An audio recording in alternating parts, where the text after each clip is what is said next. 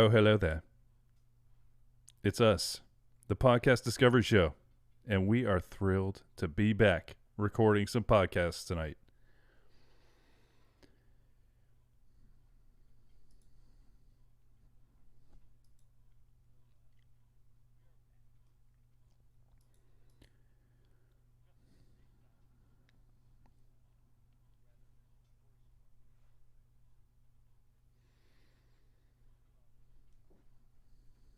We reserve the right to not record our show if we don't want to. Um, I do have a question for today, and by the way, I found a great resource for this. There is a women's health mag that has several hundred questions to ask people. It's not Cosmo. No, it's literally Women's Health Mag. It wasn't a description. It was the name of it. Um, but they have a question on here that says, "What song always gets you on the dance floor?" And it can be metaphorical. I know me and you aren't really clubbing types, but you know what I'm saying. There's always a song that's going to every time you hear it, you gotta start moving. YMCA. I mean, that's a very specific type of moving.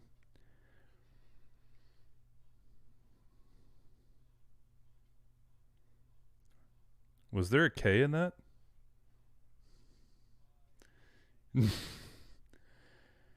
I think the best way for me to do mine would be to maybe just link it so everybody can experience it for themselves. So I'm gonna do that real quick.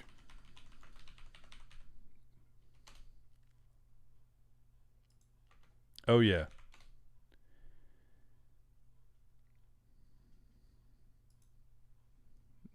Now I just need to make sure it doesn't play in the stream so I get blasted. All right, it's not. So yeah, there's a great one that'll make you want to dance every time.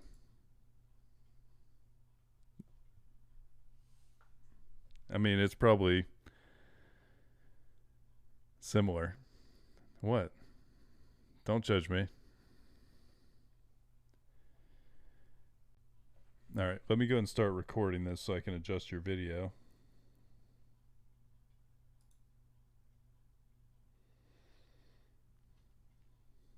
Mud on the tires. Country Boy by Ricky Skaggs.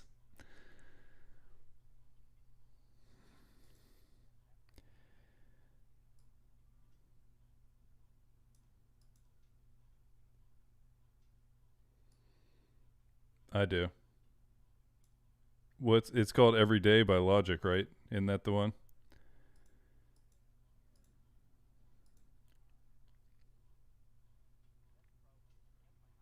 Yeah, no, I feel like it's all the same question.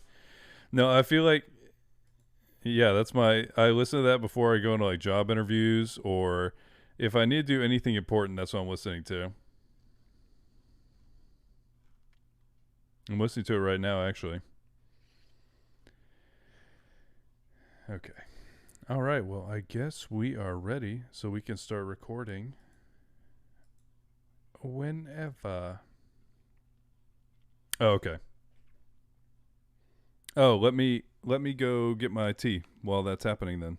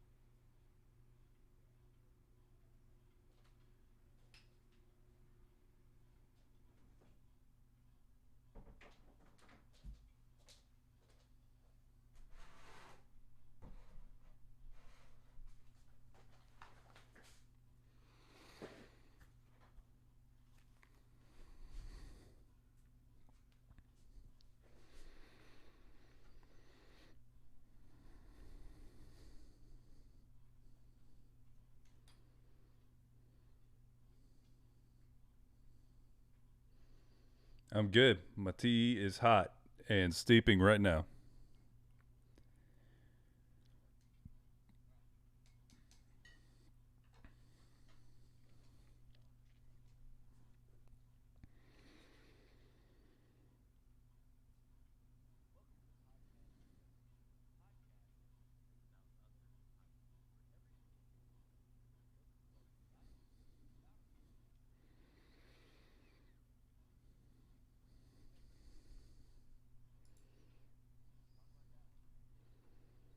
Yeah, I knew it was going that way.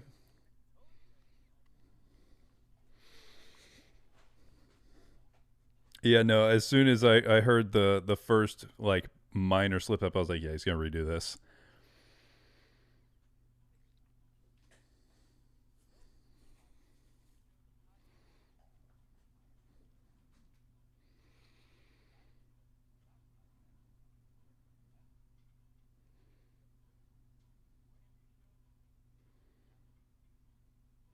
And I am Zach, and this week we're talking about a show that Kirk recommended called Newcomers.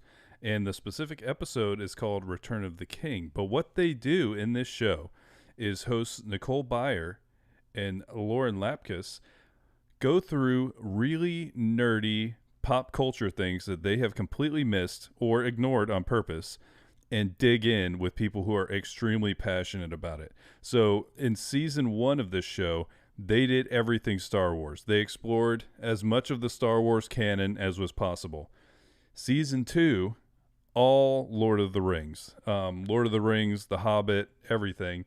And they have just started their newest season, which honestly, we're both interested as soon as we heard about it. They are doing the entire Tyler Perry canon, and that is going to be something really special. But yeah, basically they kind of break down a specific element of whatever fandom they're exploring at the time, and so the episode we're doing is literally just about the movie Return of the King, the final Lord of the Rings movie.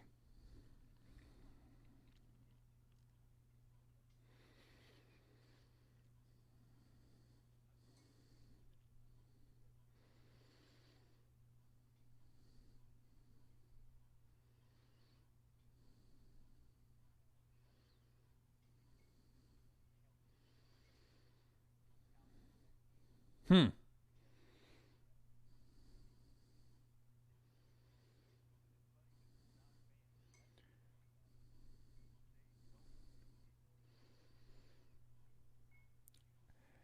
No, yeah, no, they're not necessarily sold by the end. It's not that kind of show where it's like, oh, now they love Lord of the Rings. It didn't really feel that way.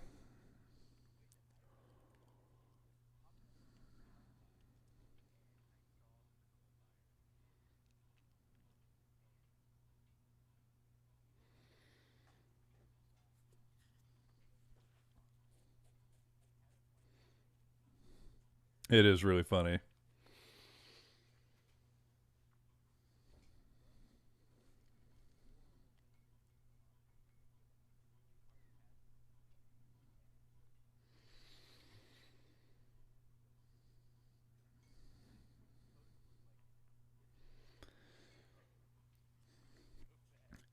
No, and I'm not like an amazing baker, but I've baked a lot. But being on that show, I would be out of my element too. It's advanced baking for people that can't do basics, is what it is.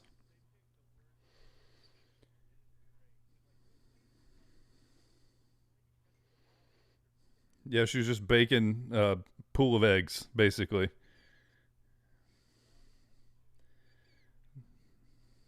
Yeah, Nicole Byers does make it.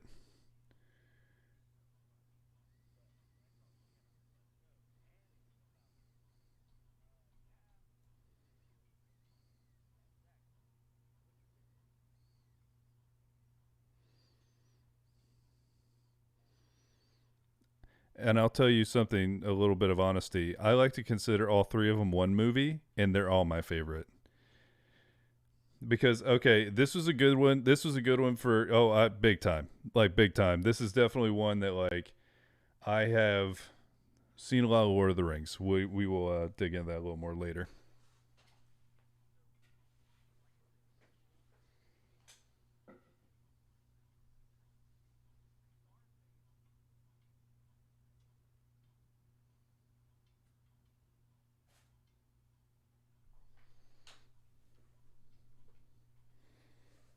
Really? Hmm.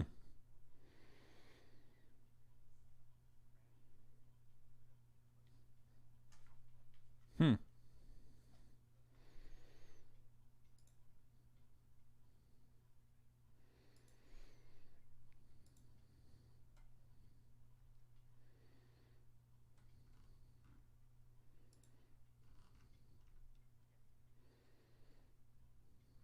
Hmm.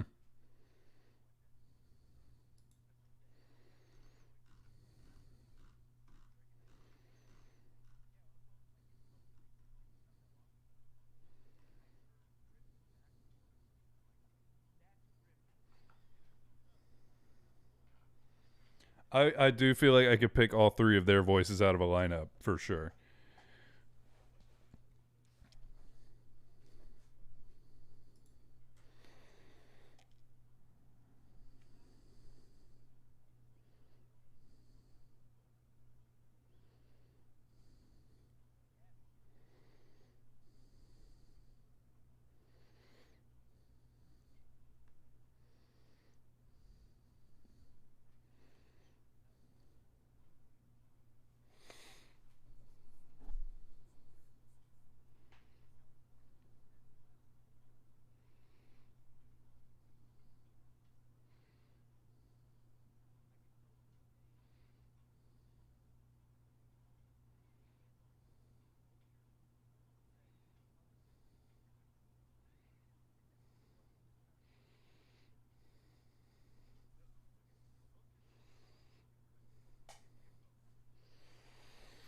They all just go together so well.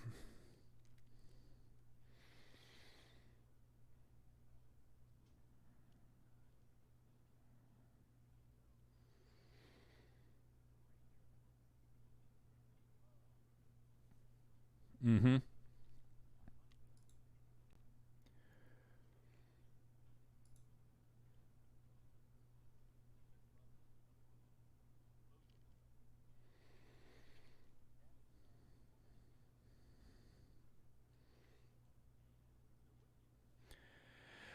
I'm all about it. It's definitely one of many things that I've listened to slash watched about Lord of the Rings because it really was like it's interesting to hear people who kind of have to be convinced because I remember the first time I watched the first Lord of the Rings in theaters and my mind was blowing up. You know, I sat there after it was done because they essentially like it was written as one movie essentially. And so there was breaks in them and everything like that, but they released them year after year. They recorded they did the whole thing as one. And so I remember watching like that the kind of the first scroll and everything like that. I still remember how it felt. And then since then, I have watched the extended editions, all three of them together multiple times. Like I would essentially take like if there was times where I would house sit for my brother, and I would just while I was over there, that would be the thing that I was going to do is I was just going to watch The Lord of the Rings again. And I've also seen they have on the special edition they have a whole behind the scenes featurette for each movie that I've also watched all of. And so like it's so interesting because just the amount of work they put in to make this movie how it ended up. So I'm a huge fan. Yeah, you lose the extras. I don't really know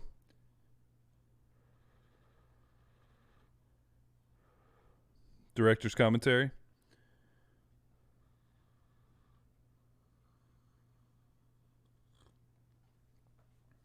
No, it's and I do miss it because like because I was such a big fan of Lord of the Rings, I wanted to know because it looks amazing. You know, the movie looks great. They do amazing things with it, so I wanted to know more. So it's funny to hear kind of the opposite side of this where they're watching something and I also get it because we both read fantasy and like there's a billion names that are all like fantasy and there's a billion different like things happening and there's always histories involved and that like I get that it's burdensome to get involved in some of these. You know, I do get that. But on top of them kind of like they walk through the whole movie and it basically it reminds me of just kind of people talking like a group of friends talking about their impressions about the movie, because like Kirk said, two of them watched the movies for the first time, and they even said like, "Oh, it took me 4 attempts to do it," because they'd watch a piece and then they'd get bored and they'd wander off and they'd go do a thing and then they'd watch some more. But then two of them are like us, and we have seen it a lot of times and can answer questions. So there was a lot of questions being answered, and throughout that whole time, it's hilarious because it's a really funny conversation the whole time.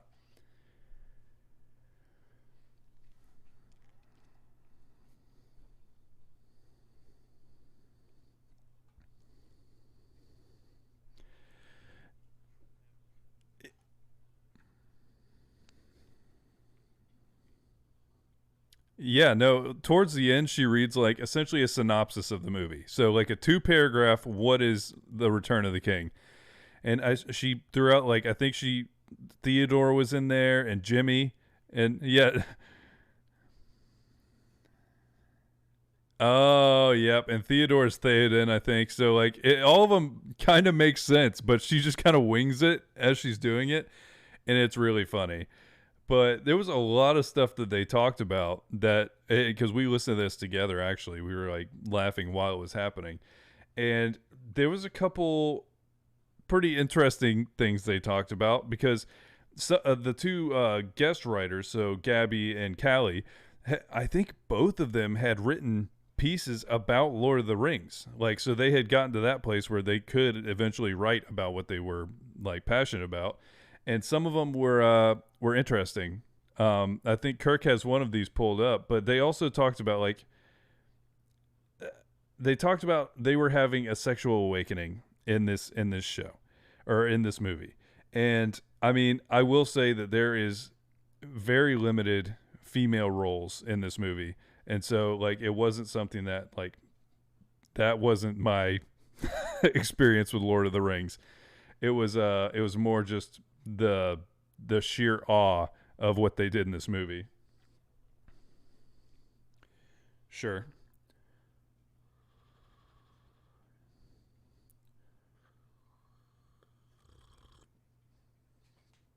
Yeah.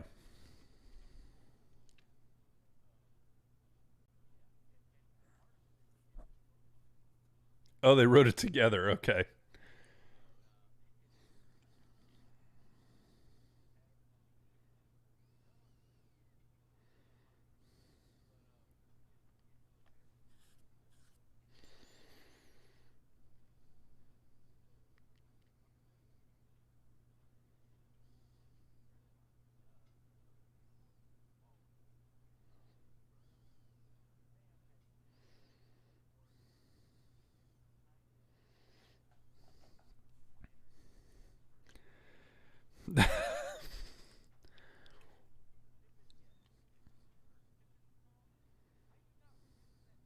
Oh, I definitely remembered that.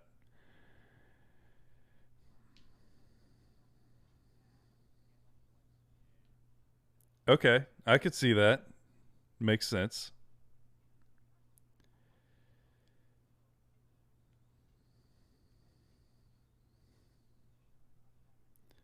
Yeah, no, but that was like the transition to white. Before that, he was more like kind of gentle, but when he came back, it was wild.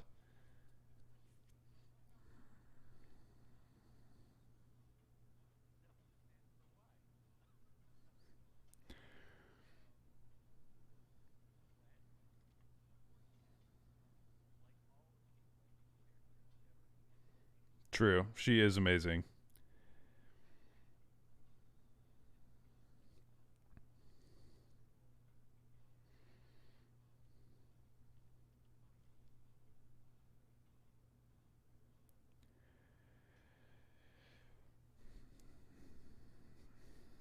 Yeah, no, and that is something that still is pretty amazing to me because there's still people like us and like half of this show that are still really passionate about these movies because when did these movies come out? I think it was in high school, right?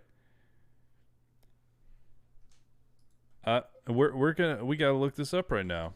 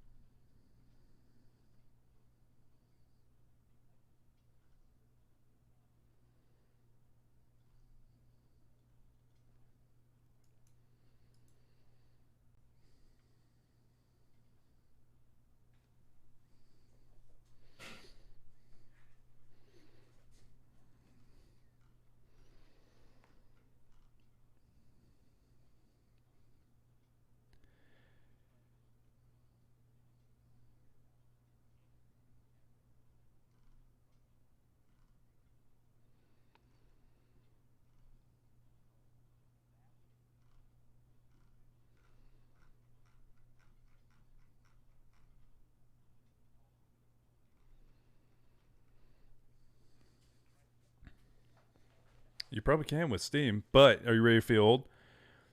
The Fellowship of the Ring came out in 2001, literally 20 years ago. And so, yeah, that's middle school. That is definitely middle school for us. That's not high school. Um, and yeah, okay. Part of the reason why I liked all the extended cuts so much is because they really go into the making of the movie. Because I think that they lived together in New Zealand for it feels like it was 5+ years, where the entire cast was there because they started recording this or like shooting it in general in like 97 or something like that, or in like 99. They started early and they just kept recording throughout. All of them had a bunch of birthdays together. They all got tattoos. They all got tattoos that are the same, all of the main fellowship. But yeah, they lived together for a really long time to create this movie, and you learn a lot more about that. You learn all these background things about them that's really interesting. I loved it. I loved watching it, but I'm definitely a super nerd on it. But it's just crazy to me that even after 20 years, there's still this kind of following, because I think they just dropped like the 4K remasters for the 20-year thing, and it it is extremely impressive that that movie is 20 years old and looks the way it does.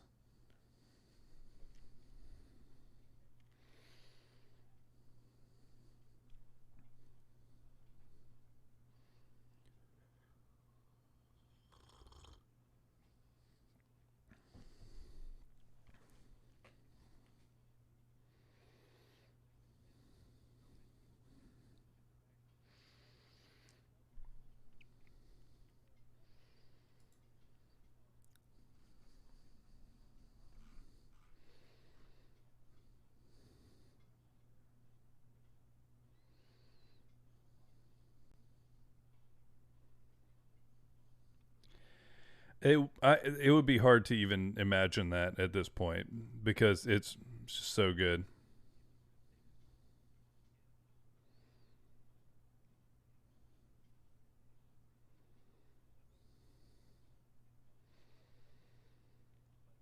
Oh, that's ridiculous.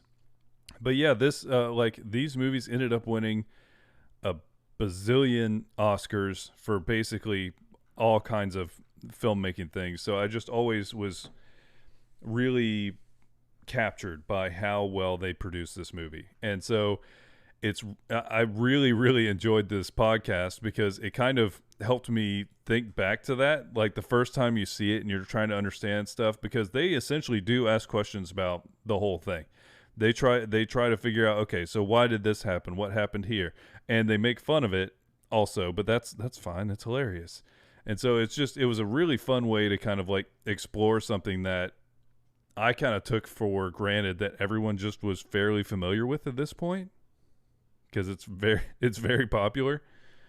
But I don't know. It was definitely a fun listen. It was fun to hear people like watch it for the first time. I do wish I could do that. If I had some ability to like or read a book, there's some books, or like listen to an album, that first time where you like it connects with you, it's a special moment. And so it was fun to listen to.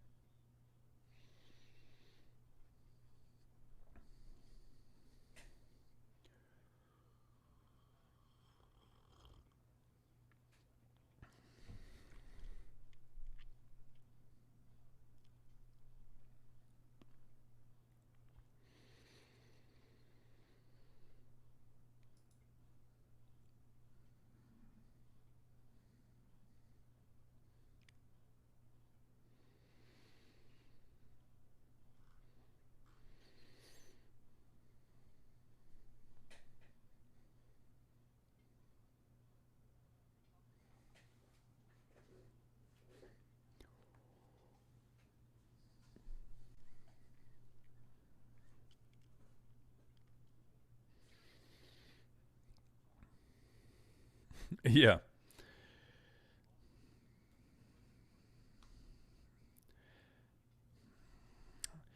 I mean, I I don't really.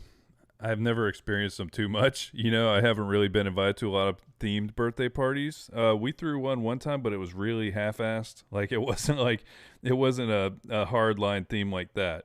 I do feel like, yeah, yeah, no, but basically the extent of the theme was we put on like 30s jazz and we drank French 75s and we wore fancy clothes for the first hour or so. Yep.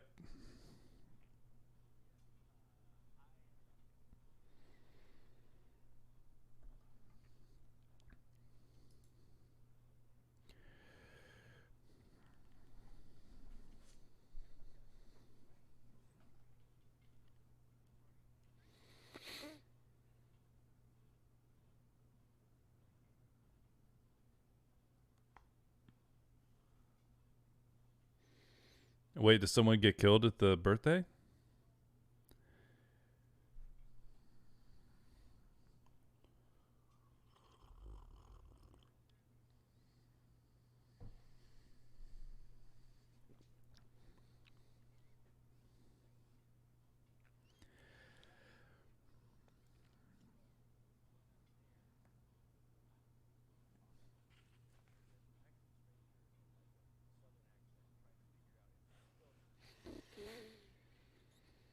So it's like that scene from The Office where they're all doing that.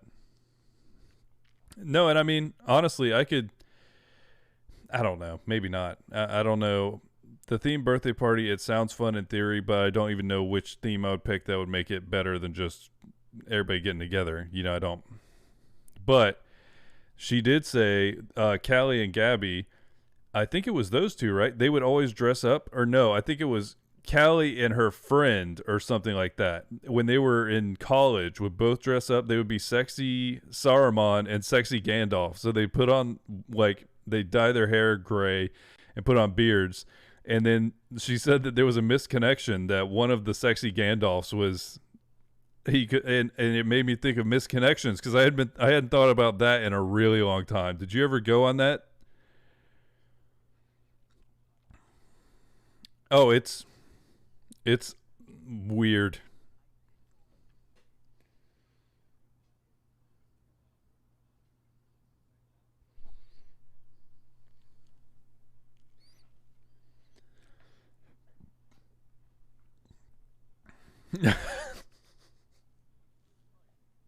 Yeah, no, probably was. I feel like that's always a risk you're running when you're just trusting random anonymous people on Craigslist that are talking about some person they bumped into. There's no telling how real it is.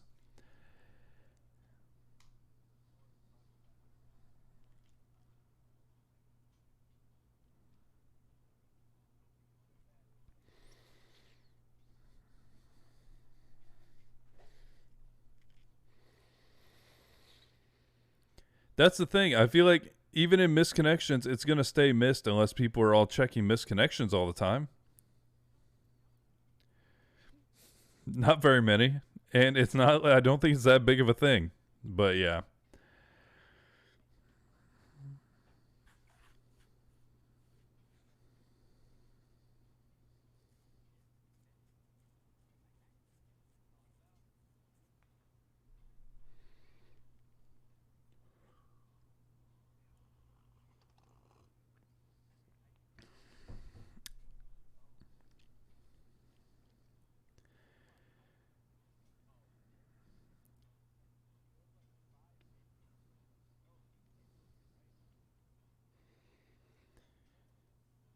Yeah, and I don't.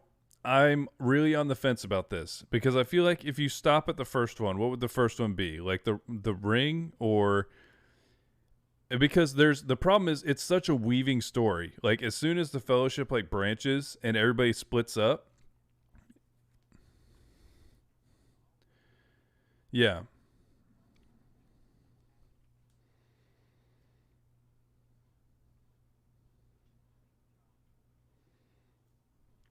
Mm-hmm.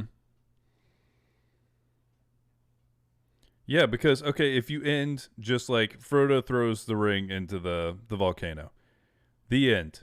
Everybody would have lost their freaking minds because you don't find out what happens to Aragorn or you don't find out what happens to the other hobbits. You know, there's and yeah, they I feel like they did what the best they could because there's I was telling you the other day there's another ending. That's not the actual ending in the book. Is the hobbits go back to the Shire, and it's honestly it's kind of awesome. It's a kind, but it's unnecessary for the movie, and this would have been the one where people were really mad that there was too many endings.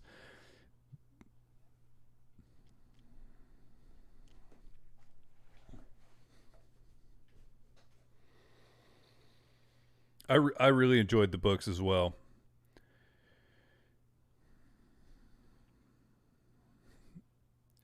It's pretty cool for sure. Like it's a pretty cool thing.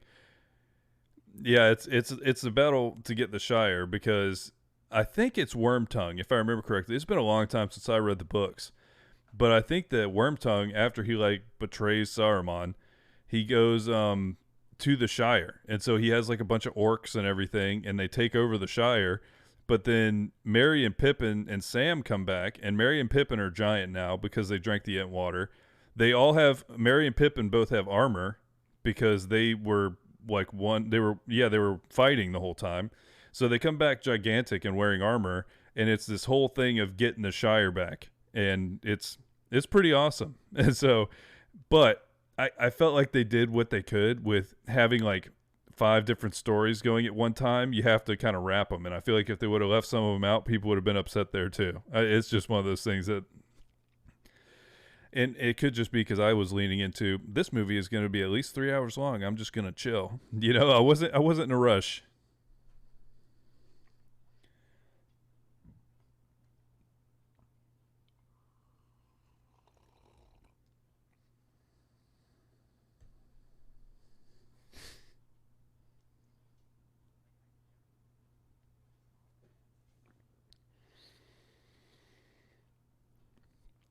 Yeah, but it's taking the ring out of it. You know, it's they're looking at that relationship face value with no magic. And like I get that. I do get that. But that was the whole thing about the ring. You know, the magic of it was the problem. And it was also the reason why cuz they talked about him like liking Smeagol. Why did he like him? And it's like because that's him. Like that he is a twisted version of him. Mhm. So yeah, there was, but once again, that's based on the magic of the ring, you know. So I get why that didn't like connect there, but that's what the story was about. Is about like the magic side of that ring affected him greatly. Super super funny, and honestly,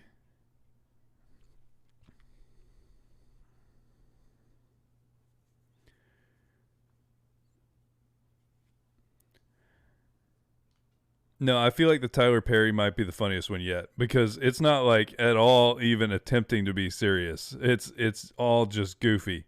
So it'll be probably really funny. So if you're interested in people who do not like certain fandoms or and previously it was kind of like nerd fandoms, listening to them and talking to people who are really gonna nerd out about it.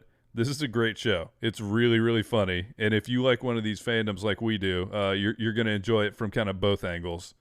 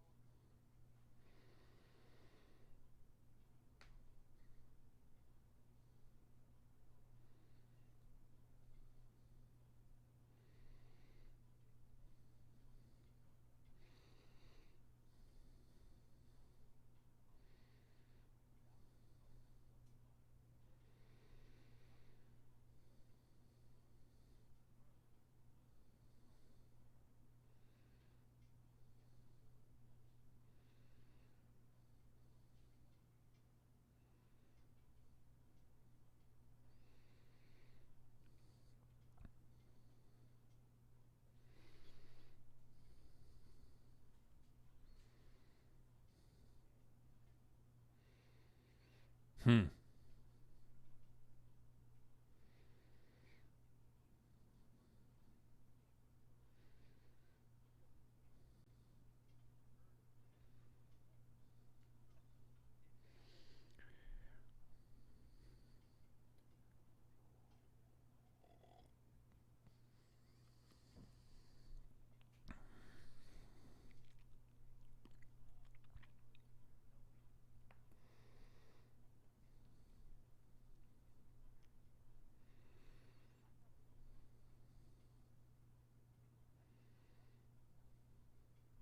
Mm-hmm.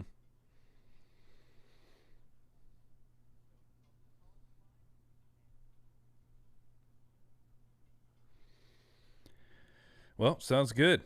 And remember, all right, episode 1 done.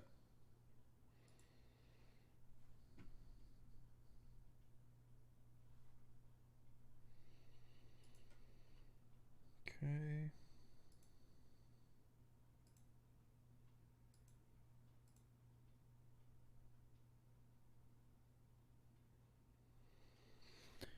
All right. I guess while we're in between here, I'm gonna go to the restroom real quick. Are you good? Because I'll just leave it up if you're gonna chill. I'll go ahead and switch to a new recording. It shouldn't bounce you though. We'll see. Time to find out. Hey, it didn't bounce him this time. Okay, I'm gonna go to the restroom real quick. I'll be right back.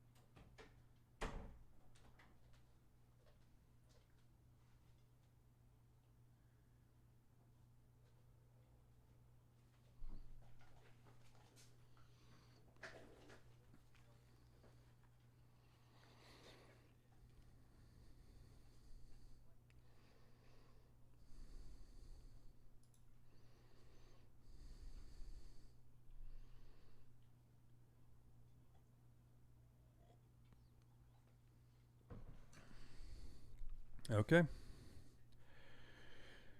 Well, are you ready to just roll in to Discovery Weekly?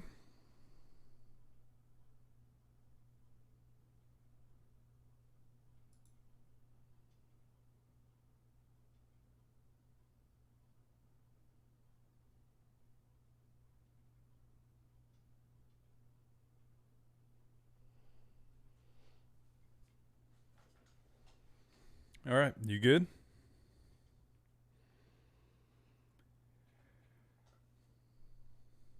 Welcome to Discovery Weekly. Doesn't matter whether it's art or science or history or food, whatever. We just love discovering new things, and each week we're going to bring new topics that we learned about this week. I'm Zach.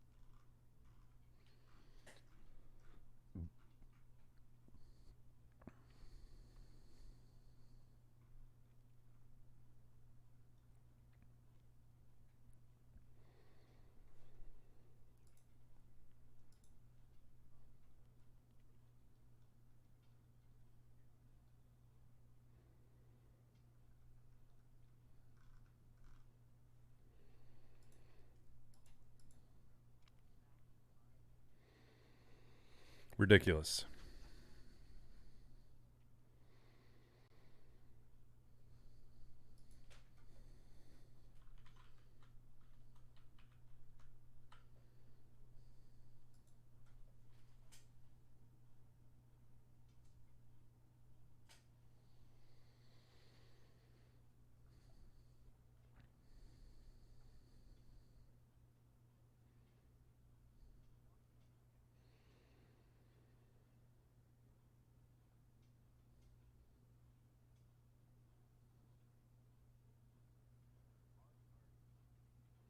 Mm-hmm.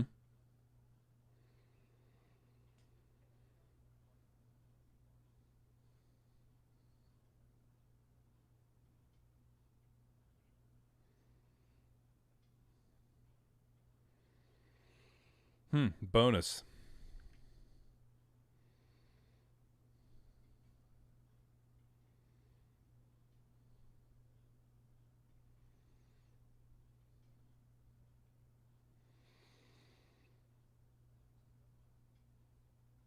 Hmm.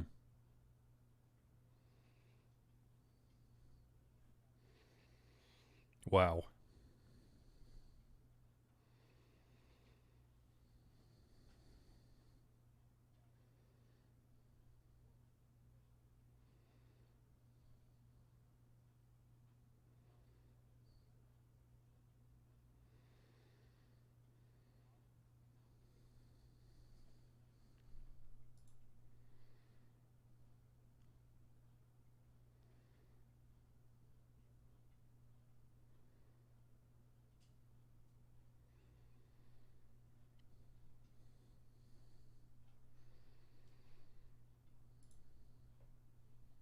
Hmm.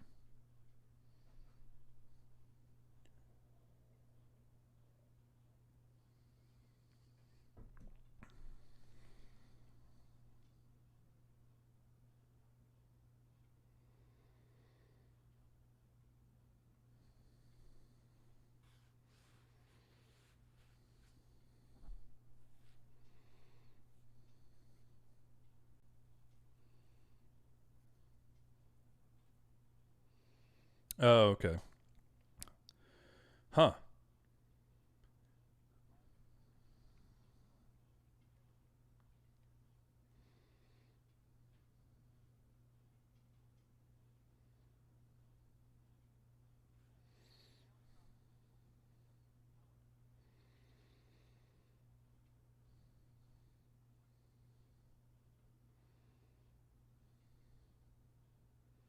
Hmm.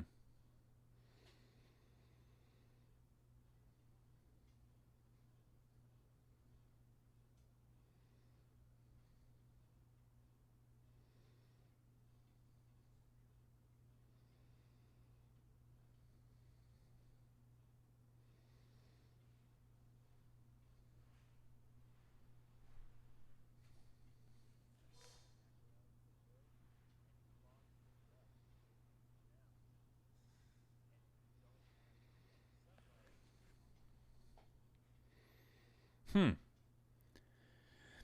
Seems to just make sense.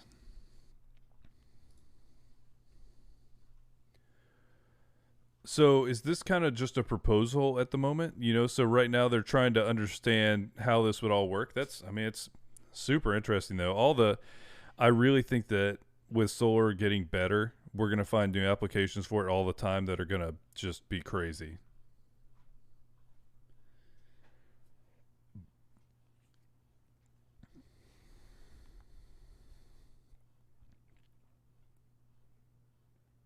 Yeah.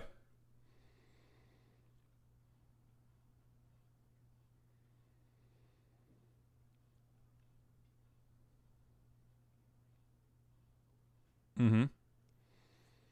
Yeah, no, our local energy company down here has really put a lot on it. But I mean, we live in a state with like 364 days of sunlight.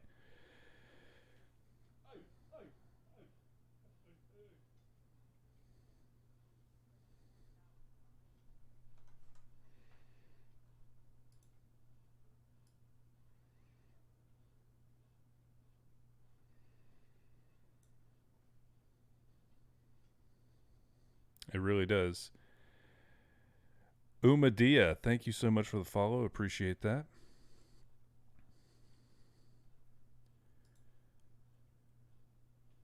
So, something else that has solar panels is the Ingenuity rover.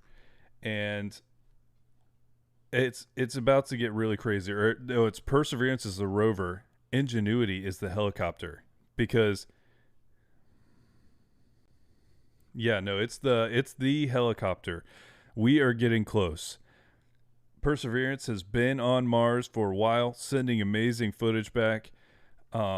It so far everything's looking great, but we are getting close to what basically NASA is even calling humanity's first Wright brothers moment on another planet.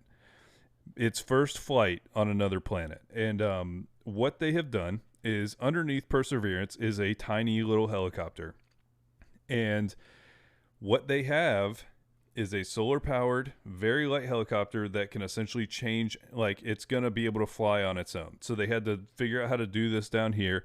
They actually included in Ingenuity a postage size or a postage stamp sized piece of muslin fabric that was from one of the wings on the Wright brothers' first airplane that is currently on Mars right now.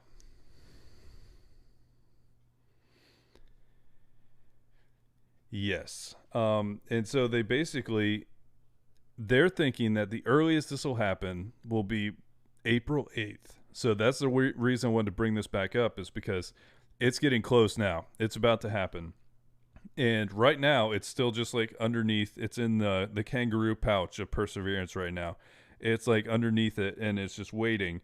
But basically, very soon, we're going to have the first test flight. And what they're going to do is they have a place where they're going to set this up. They're going to run a test flight. And it has this whole thing where and this is maybe the craziest thing to me, is all of this. I think there's maybe even like minutes of delay on commands. So they send commands from Earth, and it takes a really long time for the signals to even get there. And so they're going to just send commands to a helicopter on another planet, and the helicopter is going to detach itself from the bottom of Perseverance. It's going to unfold its landing legs. An electric motor will complete the rotation of the helicopter until it's vertical, and the other two landing legs will unfold, and then it will fly. And so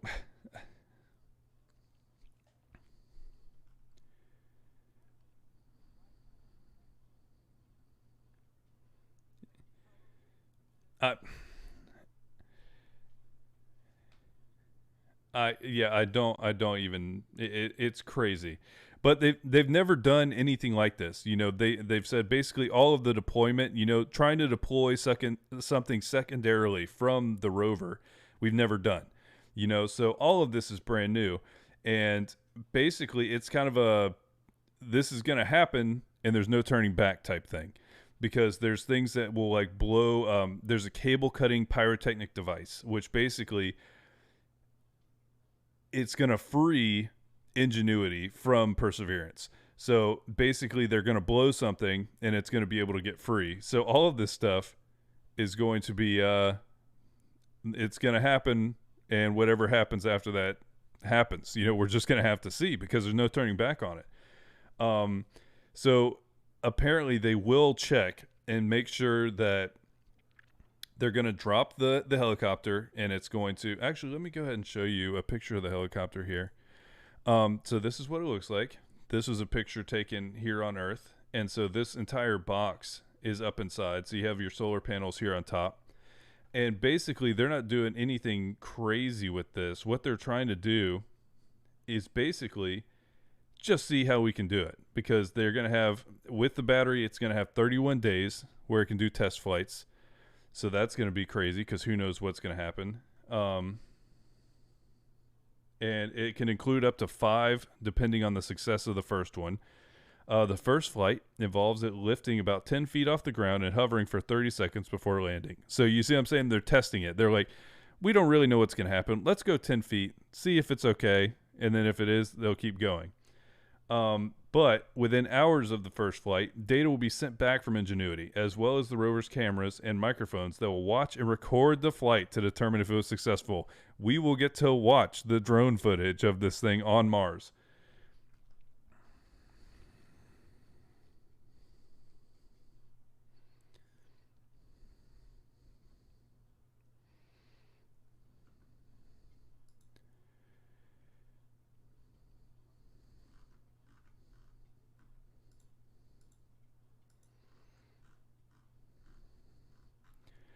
No, and they really. You saw the thing about the parachute, right? You remember that footage of the parachute deploying? They hid a message in that. They used the colors and the breaks in there to write a message, and the message was "Dare Mighty Things," which is a kind of a cool thing. But yeah, then 2 days after the helicopter's little test flight, everything's gonna be sent back, and so then they're gonna start planning, and so basically they're just trying to. I think they have some time before either the weather or the battery isn't gonna last anymore, and so they're gonna just try and do as much as they can. Um, but basically, part of why this is interesting is because Mars has a very different atmosphere than we do. So it's just 1% the density of Earth's atmosphere. And so it just is completely different trying to fly in that. Everything that we use is based on the type of atmosphere we have and how it reacts with us trying to fly. And it also, Mars receives half of the solar energy that Earth does during the daytime. So that's why it's small and lightweight. But basically, this is, I'll leave you with kind of this last quote. Every step we have taken since this journey began 6 years ago has been uncharted territory in the history of aircraft. And while getting deployed to the surface will be a big challenge, surviving that first night on Mars alone, without the rover protecting it and keeping it powered, will be an even bigger one. So literally just having it on the surface is going to be a challenge. So it's really cool that we're getting to watch history like this, and that there's cameras and everything that we can literally watch it. It's not going to be. I haven't seen a new picture from them. Oh wow.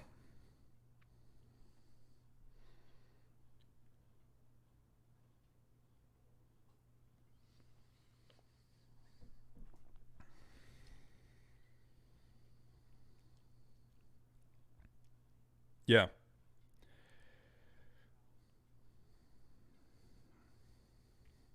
It is a great time to like space things. It is just a great time because you can watch the ISS on Twitch.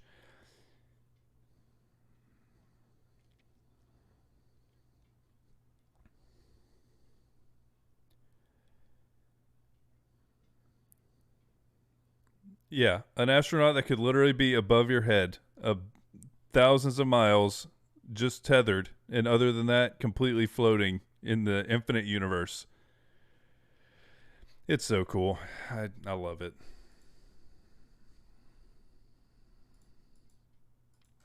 Okay.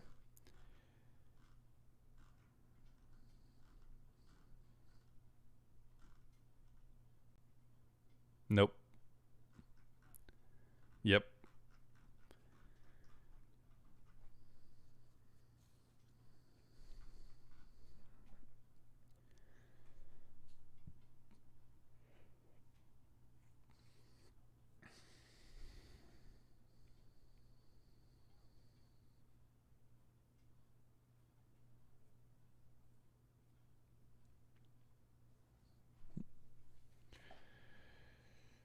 Yeah, I would watch that.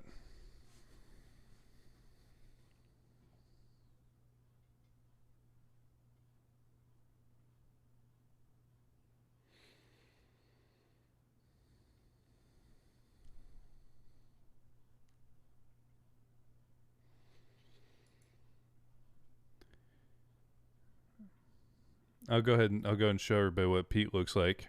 Here he is. He's holding a gigantic onion.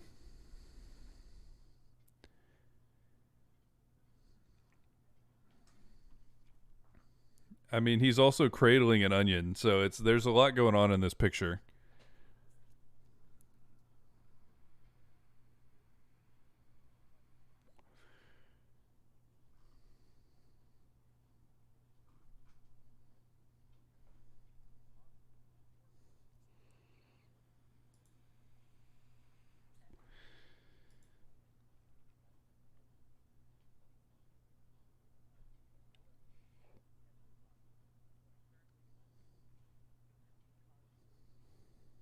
Everybody's trying to one up. It's like I can make a bigger leak than that.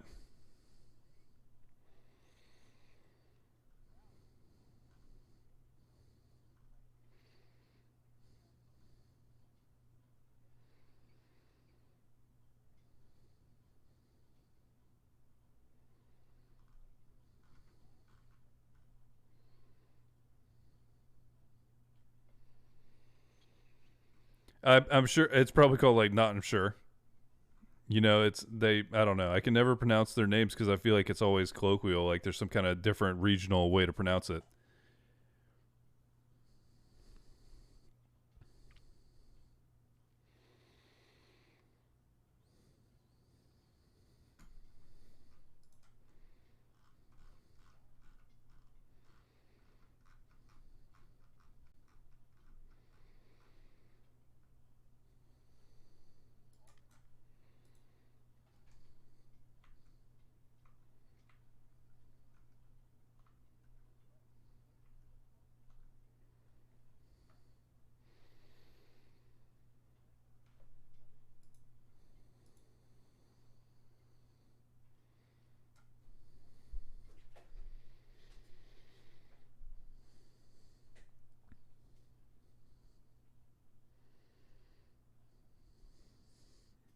Terrible.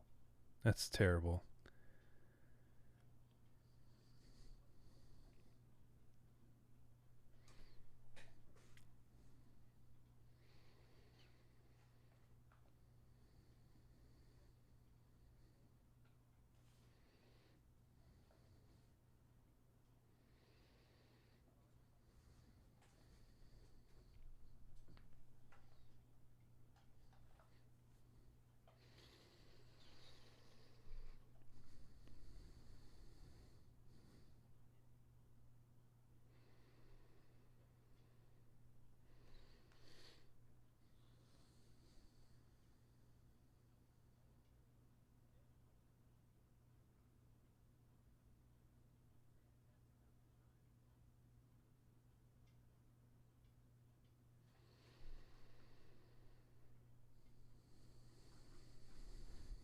I did show the picture of him with the cabbage because it was a great description.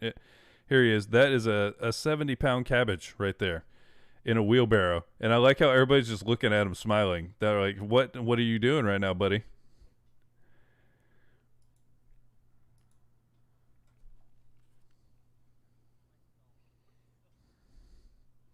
I like to think he was just taking it on a walk. He wasn't doing anything specific with it.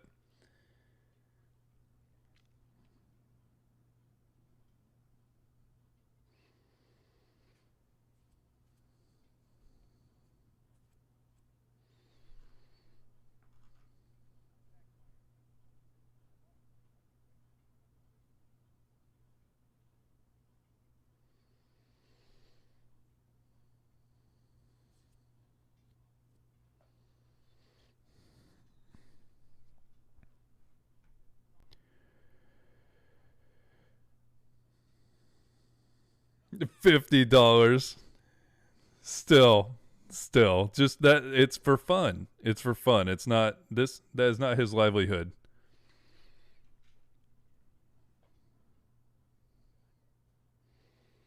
Yeah, yeah. Now, many of those, like the cheese one, I don't think. I think you just get the cheese. They just give you the cheese, and that's it. It's no, but I like it better because you do it for the love of the game, and that's it.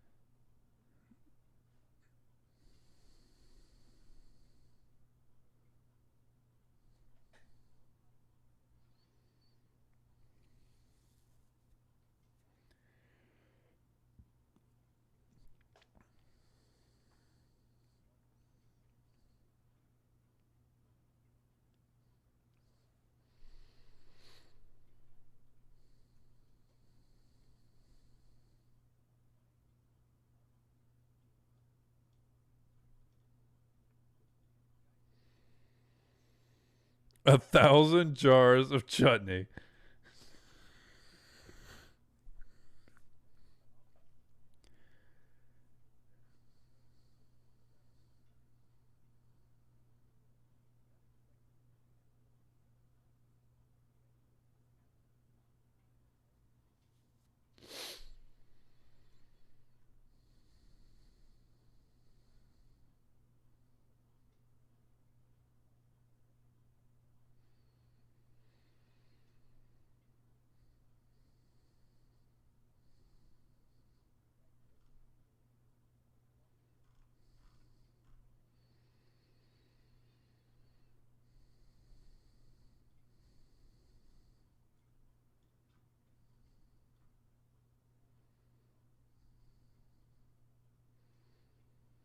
Hmm.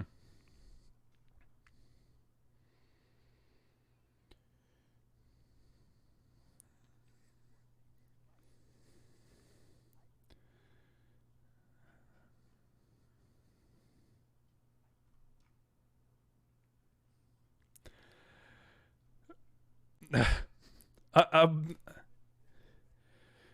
no, I mean, there really is one thing it can mean. He's like, dude, can you make me the biggest weed plant in the history of the world?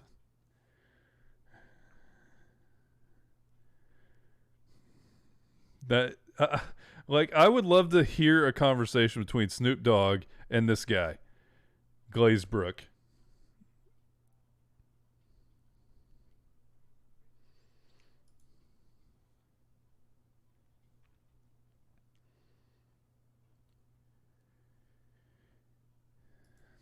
The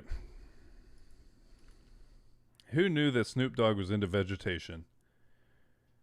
So there's a new thing that I want to incorporate to the show. And this all came, I want to tell you the story on the first one. I was watching a video on Instagram, and that's all, it was just a random thing. And I saw this little dog, and it had what looked like a little, have you ever seen those like chip bag clips? That's like, it's just like a little clip that will hold the chip bag closed. It looked like it had one on its tail. And it was like, it was fine. It wasn't like in pain or anything. I was like, what is that?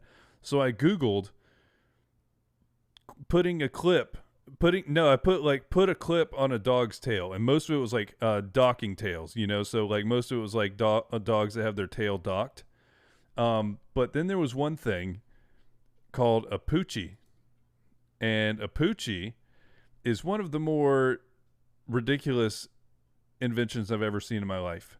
A poochie, and I'm going to pull this up so everyone on the stream can see it for sure. A poochie is what is a little clip that they put. I'm trying to think how to describe this so that you can understand.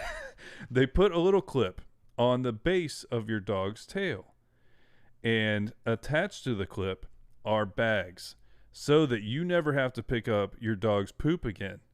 And it is just like hooked onto your dog. And so in theory, the bag is just there and it's done. It just goes in there.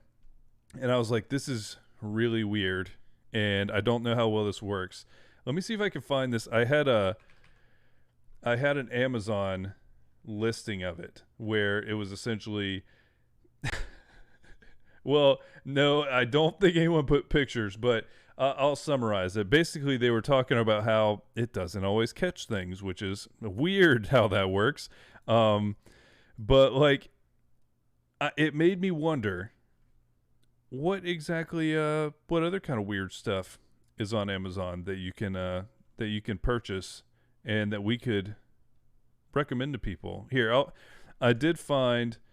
It's not the name brand, but I'm going to show you the picture so you can get a better idea what we're talking about here. So this is exactly what the other one looks like, the poochie that I was hearing about. So you clip this on your dog's tail, like base of its tail, and this bag goes strategically right over something so that things fall in the bag. And then apparently you can just take the bag, but I feel very skeptical that it's going to work. So because you can see here, this is the plan. You put it on the tail, and then your dog just doesn't even know it's happening. And then you have and then you have this guy here. He's like, "Oh, I'm gonna throw up." Like, it's like, you don't do this anymore. Just let your dog walk around with that on there. I don't. I have a hard time believing that dog would be fine with that. But that brings me to what I think would be a fun new segment called Amazon Discoveries. And I have an Amazon discovery for you right now. Have you ever wanted a giant baguette pillow? Because you can get one. And I'm talking gigantic. Look at this thing. It's like 3 to 4 feet long. 3D simulation bread-shaped plush pillow, soft butter, toast bread, food cushion, stuffed toy for home decor, 31.4 inches.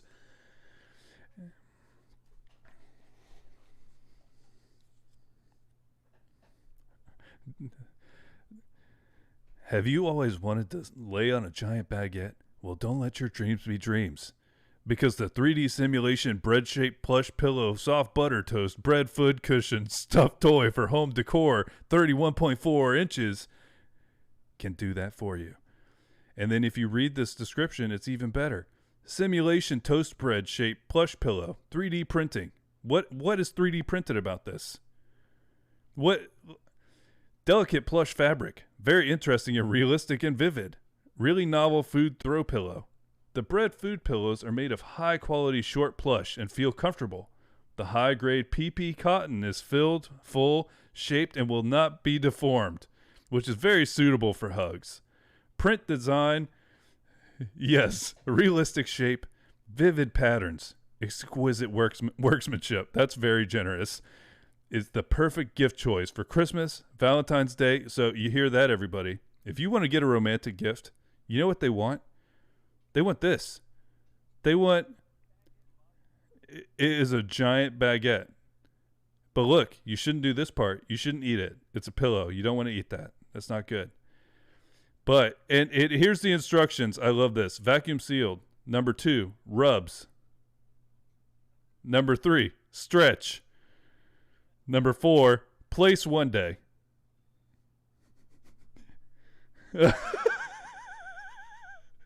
It was clearly written. No, it was very clearly not.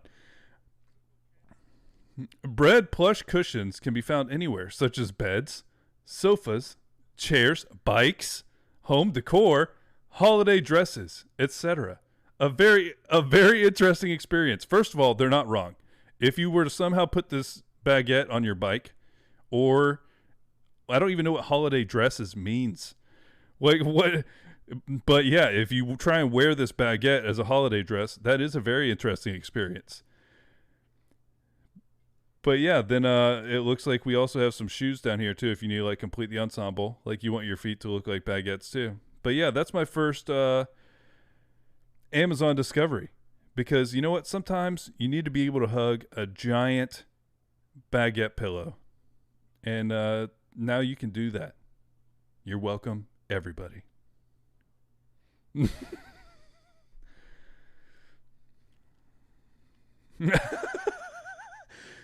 No, I was really happy with the quality of the description on this one. But you know what? I think that we need to go to some reviews.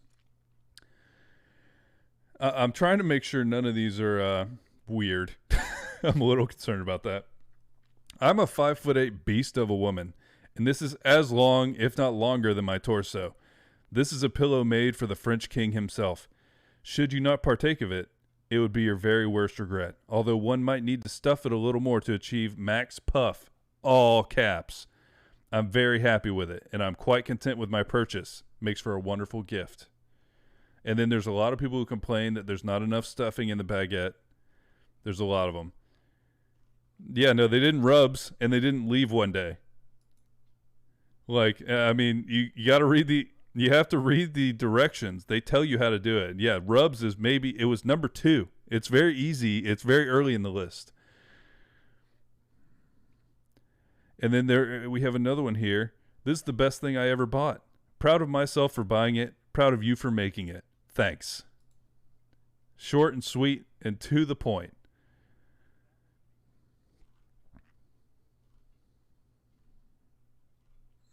Brushing or whatever. But it's yeah, maybe there's a chance of that. But yeah, basically, in general, most people are fairly happy with it, and you can be really happy if you put a little extra stuffing in it.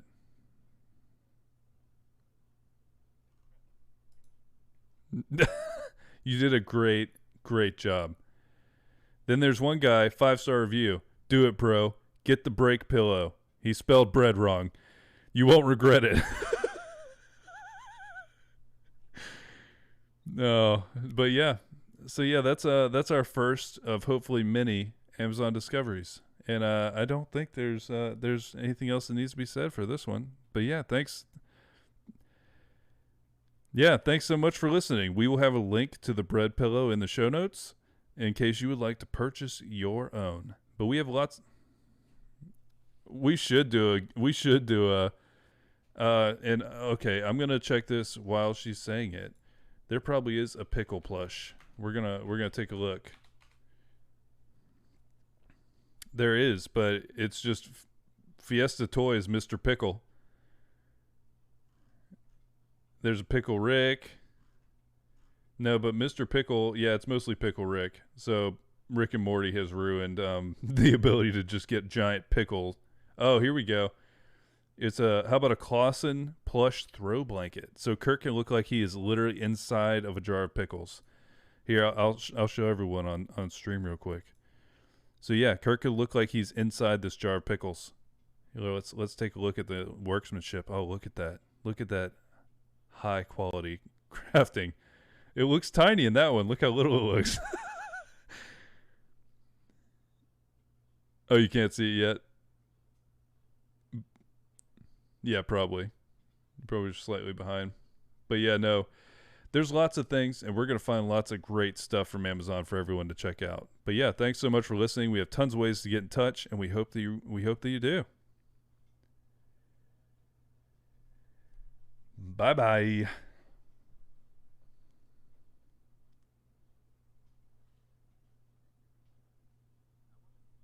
Oh, I can transition it right now. I didn't actually transition it. I just wanted to wrap this and not have like the end be something you had to edit. Oh, okay. But yeah, now you should be able to see it. Yes. That's exactly what it is.